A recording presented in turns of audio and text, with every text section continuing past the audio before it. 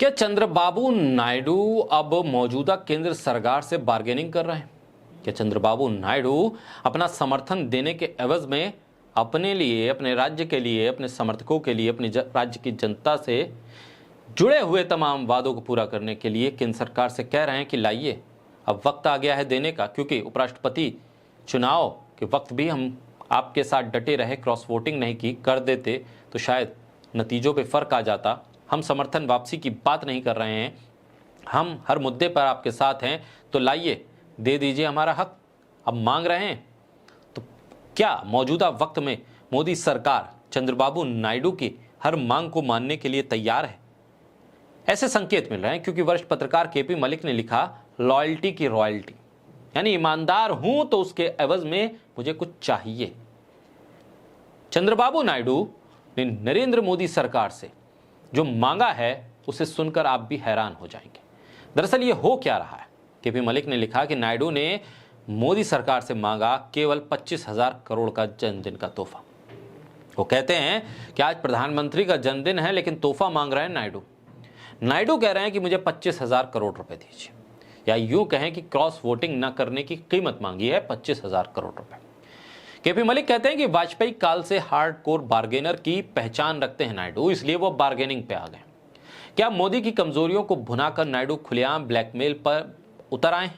ये बड़ा सवाल उठाया है केपी मलिक ने। उन्होंने आगे कहा कि क्या इंडिया गठबंधन से गुप्त संकेत मिला है नायडू को, या फिर राहुल की जेब में है कोई हाइड्रोजन बम?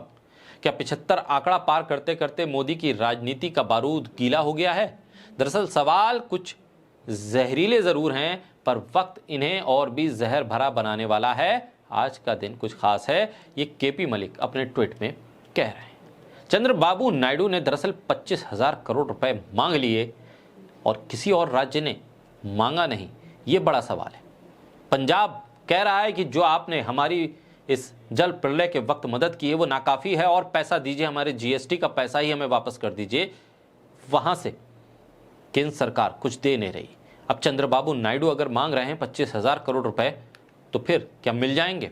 क्या बार्गेनिंग 25,000 करोड़ रुपए पर जाकर टिक गई है, या फिर इससे आगे की कहानी कुछ और है? दरअसल डोनाल्ड ट्रंप ने टैरिफ लगाया और टैरिफ के इर्द गिर्द मोदी सरकार की विदेश नीति सवालों के घेरे में आ गई। यह कहा गया कि आप घुटनों पर आ गए हैं, डोनाल्ड ट्रंप की बात को मानिए या टैरिफ झेलते रहिए।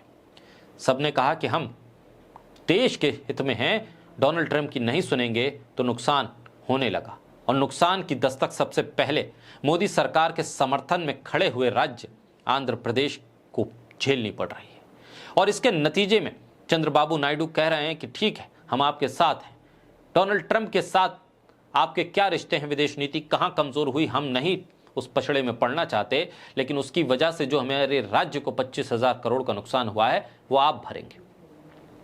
अमेरिकी राष्ट्रपति डोनाल्ड ट्रंप के टैरिफ का असर साफ तौर पर दिखने लगा है। टैरिफ की वजह से आंध्र प्रदेश के झींगा एक्सपोर्ट को लगभग 25,000 करोड़ का नुकसान हुआ और करीब 50% एक्सपोर्ट ऑर्डर रद्द हो गए। सरकारी अधिकारियों ने इस बारे में बताया है कि एक्सपोर्ट किए जा रहे लगभग 2,000 कंटेनर पर लगभग 600 करोड़ रुपए का टैरिफ का बोझ पड़ा है, यानी 600 करोड़ रुपए ज्यादा। चंद्रबाबू नायडू ने कह दिया केंद्र से कि आपकी वजह से, आपकी गलत नीतियों की वजह से, आपके माय डियर फ्रेंड की वजह से हमारे राज्य पे असर पड़ रहा है, इसलिए बस हुआ, आप कर दीजिए मदद, 25,000 करोड़ रुपए दे दीजिए। केंद्र से आंध्र प्रदेश के एक्वा फार्मर्स की मदद के लिए उन्होंने हाथ बढ़ा दिया, कह दिया कि लाइए पैसा, मदद कीजिए, किसान हितैषी सरकार है तो लाइए पैसा। नायडू ने जीएसटी में राहत, राज्य के एक्वा फार्मर्स को आर्थिक पैकेज देने का सुझाव दे दिया, कह दिया कि आपको करना होगा। अब बार इधर करते हैं तो बिहार की तरफ से आवाज उठेगी, पंजाब मांगेगा, हिमाचल और उत्तराखंड भी मांगेंगे, क्योंकि वहां पर प्राकृतिक आपदा सर उठाकर खड़ी हुई है। केंद्र सरकार ने एक्वा फार्मर्स को नुकसान से बचाने के लिए नेशनल लेवल पर फैसला लेने की बात नायडू ने कही। नायडू ने एक्वा प्रोडक्ट्स की घरेलू खपत बढ़ाने के लिए तरीके सोचने पर भी कहा है। वित्त मंत्री निर्मला सीतारमण, पीयूष गोयल, राजीव रंजन सिंह को अलग अलग खत लिखकर उन्होंने बता दिया है कि स्थिति हाथ से जाने ना पाए और हम इस बात पे समझौता करेंगे नहीं, क्योंकि आंध्र प्रदेश में एक बड़ा सेक्टर है जो इस कारोबार से जुड़ा हुआ है। देखना है कि 25,000 करोड़ का जो रिटर्न गिफ्ट मांग लिया है चंद्रबाबू नायडू ने, वो मिलता है उन्हें या नहीं।